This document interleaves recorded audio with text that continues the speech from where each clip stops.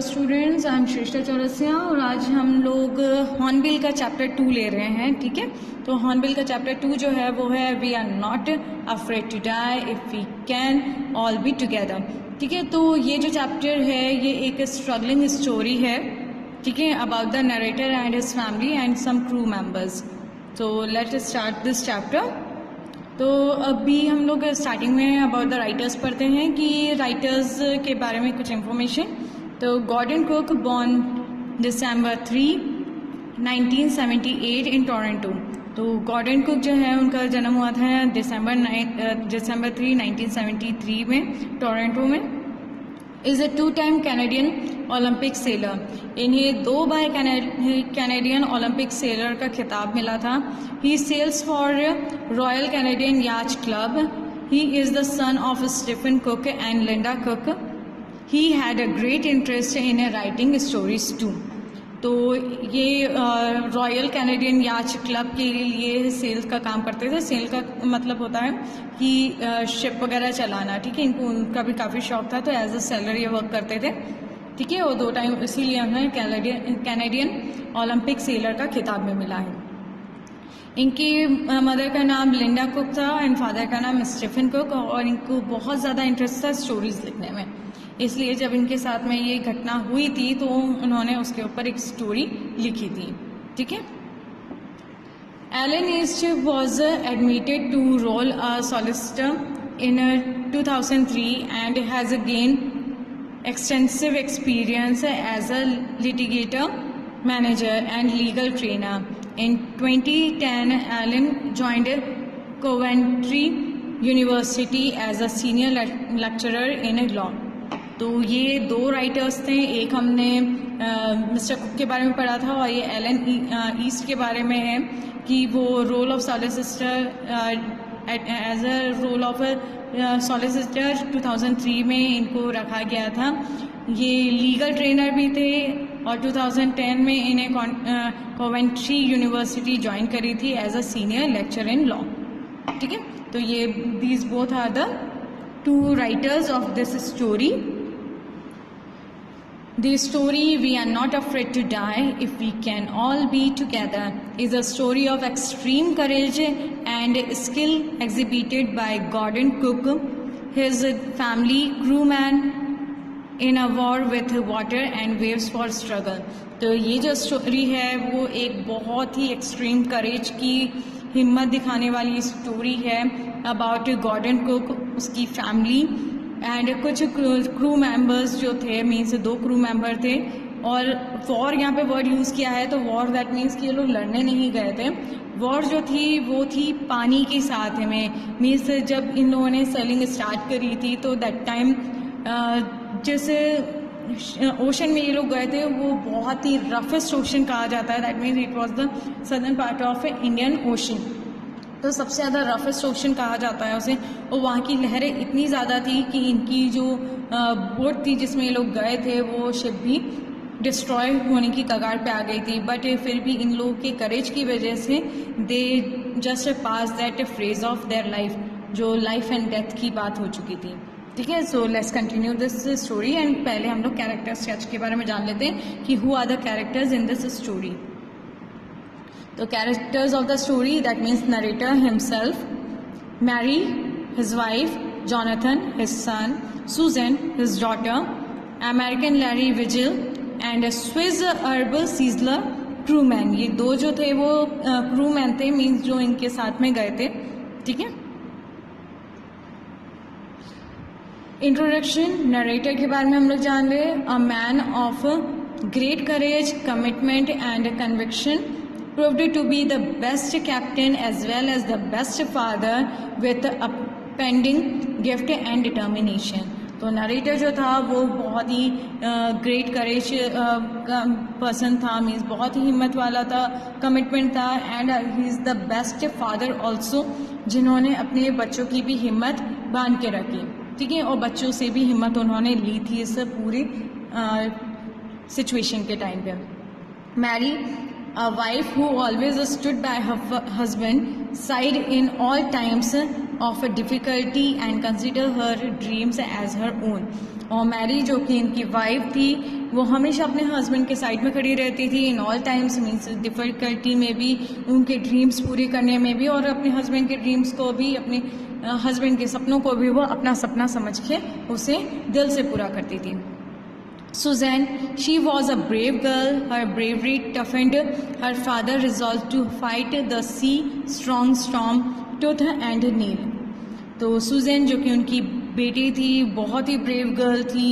Means उन्होंने help ज़रूर नहीं करी दोनों बच्चों ने, जॉनथन एंड सुजैन ने, बट उनका जो करेज था, उनकी जो हिम्मत थी, उस वजह से उनके फादर को भी एक हिम्मत मिली कि वो उस स्ट्रॉन्ग सी से, उस रफ सी से किस तरीके से निकल के आ सके। Jonathan show a bravery and his fearlessness in the face of a death highlights in his character. He rejuvenated the hope of his father by remarking, "We are not afraid to die if we can all be together." तो Jonathan जो था वो भी बहुत ही brave था, fearless था, और यही फियरलेस फेस की वजह से उसके फादर को भी हिम्मत मिली, और साथ ही साथ उसका एक रिमार्क था जो उसने अपने फादर को दिया था कि we are not afraid to die, हमें बिल्कुल भी डर नहीं है मरने का अगर हम सब साथ हैं, we can all be together. ठीक है, अगर हम सब साथ हैं तो हमें मरने का बिल्कुल भी डर नहीं है। तो इसी वर्ड की वजह से उसके फादर को ये हिम्मत भी मिली थी उस जगह से, उस रफेसी से बाहर निकलने की, और साथ ही साथ जब उन्होंने ये स्टोरी लिखी तो उन्होंने इसी लाइन को अपनी स्टोरी का टाइटल रख दिया। ठीक है, so let's continue this story. In July 1976 the narrator, his wife Mary, son Jonathan and daughter Susan set sail for Plymouth, England to duplicate the round the world voyage made 200 years earlier by Captain James Cook.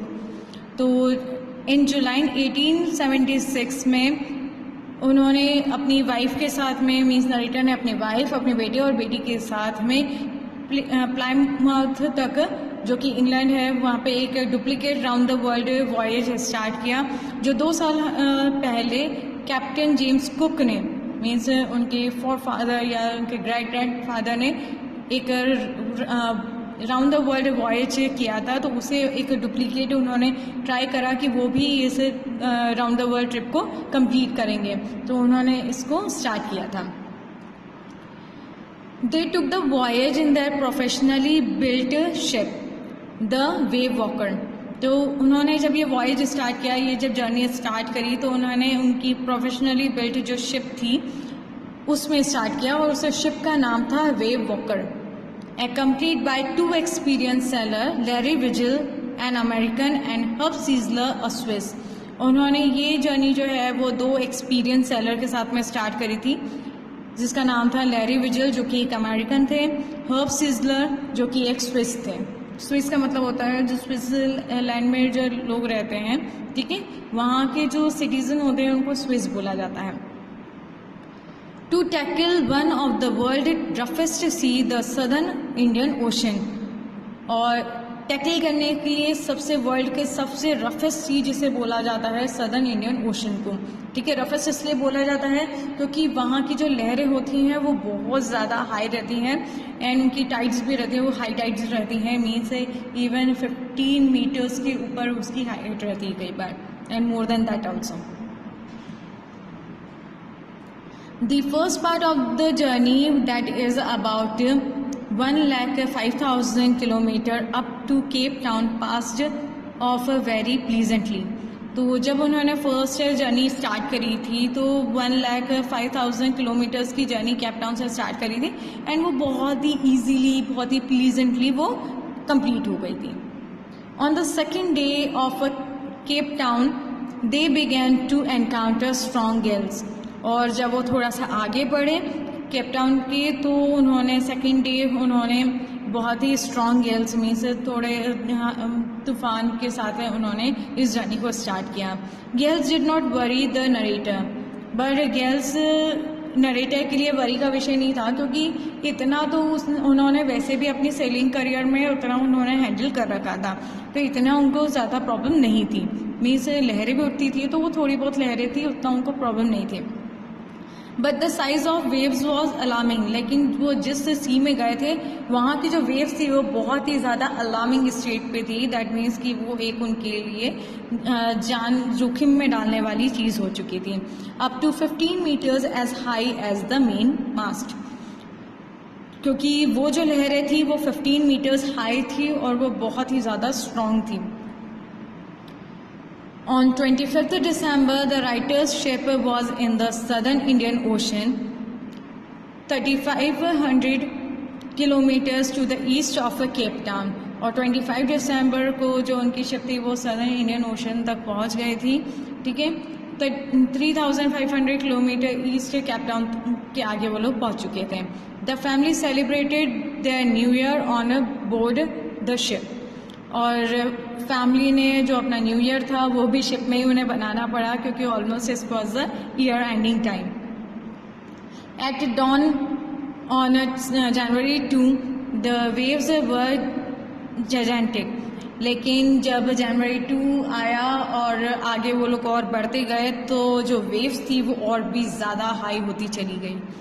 Unfriendly weather and gigantic waves compelled the sailor to slow their speed, और weather बहुत ही ज़्यादा unfriendly था, बहुत ही ज़्यादा वहाँ पे तूफ़ान जैसा मौसम था, वेव्स भी बहुत ज़्यादा थी, तो उनकी जो सेलर स्पीड थी वो भी बहुत ज़्यादा कम होती चली जा रही थी।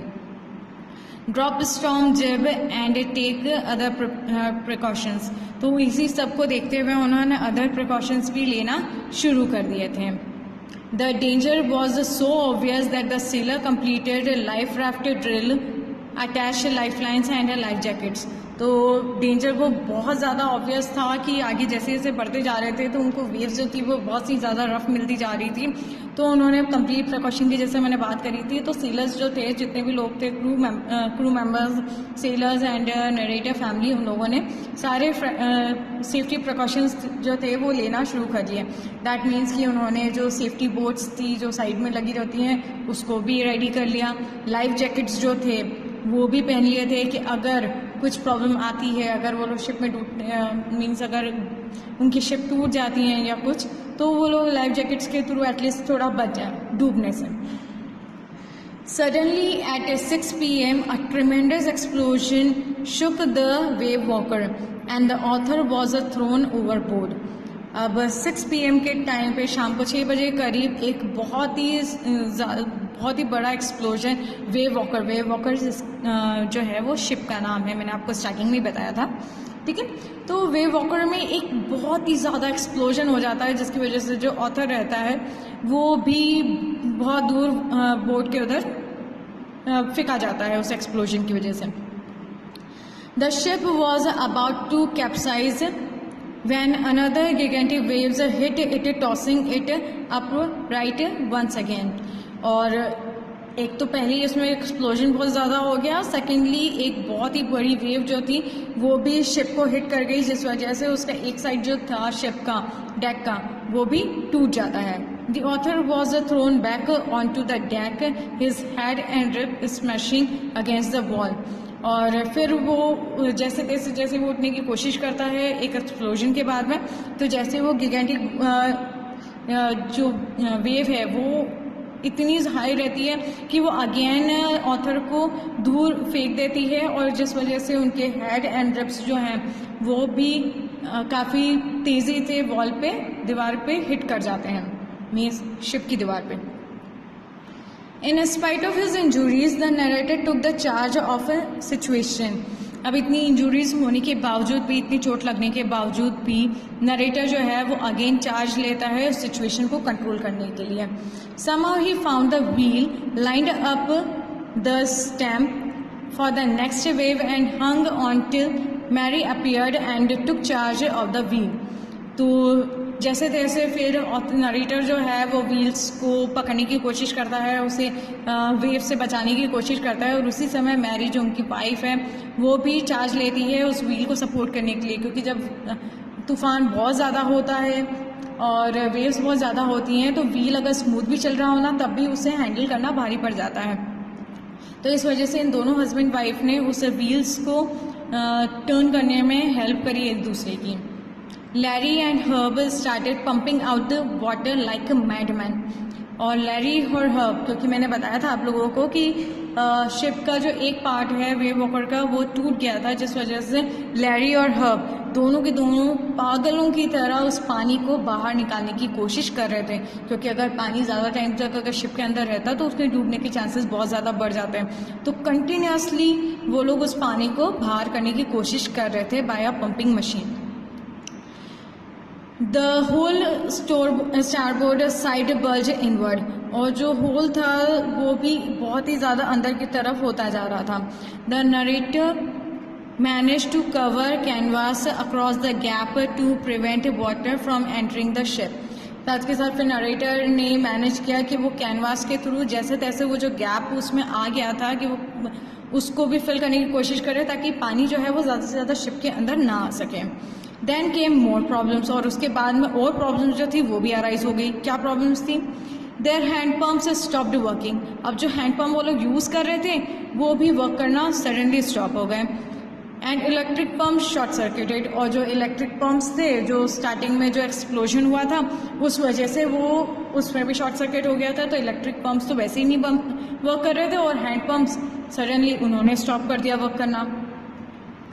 Fortunately, the narrator found a spare electric pump under the chart room that worked.